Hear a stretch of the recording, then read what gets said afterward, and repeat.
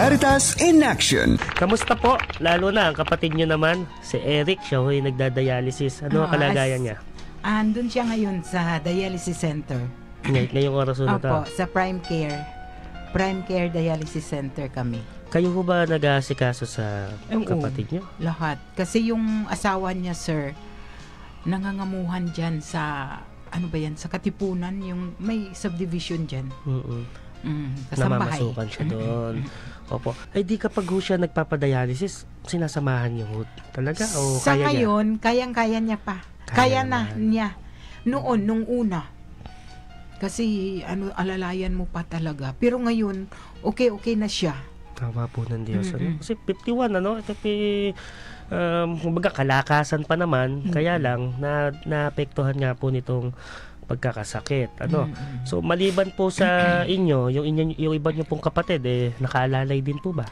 Oo, yung isa naming kapatid nag-aano din. Nagbibigay-bigay din. Opo. So harinawa po patuloy tayo makahanap ng tulong para kay Eric at sa ganun po hindi rin masyadong maging mabigat sa inyo yung kanyang gastusin, yung kanyang gamutan. Pero sabi ko nga, ako po nagpapasalamat dahil bilang kapatid ho, pinagmamalasakitan niyo siya. Sa panahon ho ngayon, may mga pagkakataong hindi lahat ng pamilya ay ganito. Kaya po, salamat sa Diyos at kayo po ay nariyan para alalayan ng kanyang pamilya at siya po sa kanyang paggagamot. Alam niya pupunta kayo dito sa radyo? Hindi. Hindi niya... Kasi nakaalis na siya kanina. Oo. Kasi nung na-interview ko kayo... Magtawag si Ma'am. Opo, nung na-interview kayo din ang kausap ko, no? Hindi ako nagkakamali.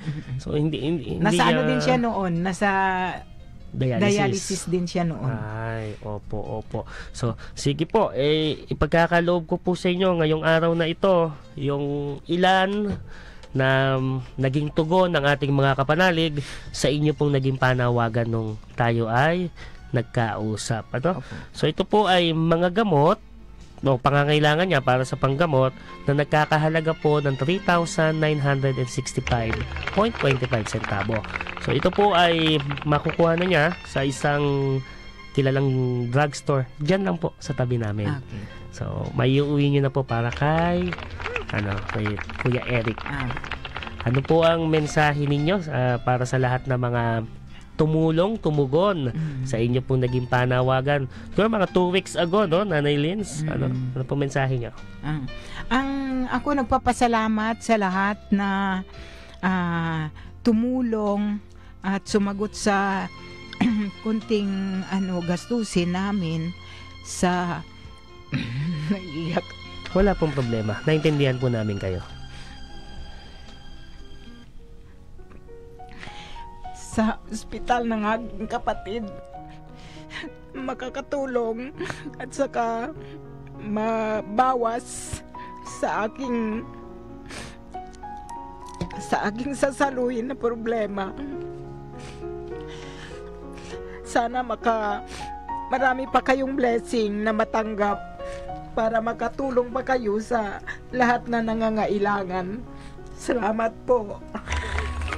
Para sa inyong donasyon at tulong pinansyal sa programang Caritas in Action, maaaring magdeposito sa mga sumusunod na bank account gamit ang account name na Caritas Manila Incorporated. BDO Savings Account Number 560045905. BPI Savings Account Number 3063535-701. Metrobank Savings Account Number 1753175069543. PNB Current Account Number 16827000571. At Union Bank Current Account Number 0003000012275. Maaari din magdeposito sa kahit saang Cebuana Lulier Branch o sa pamamagitan ng www.caritasmanila.org.ph.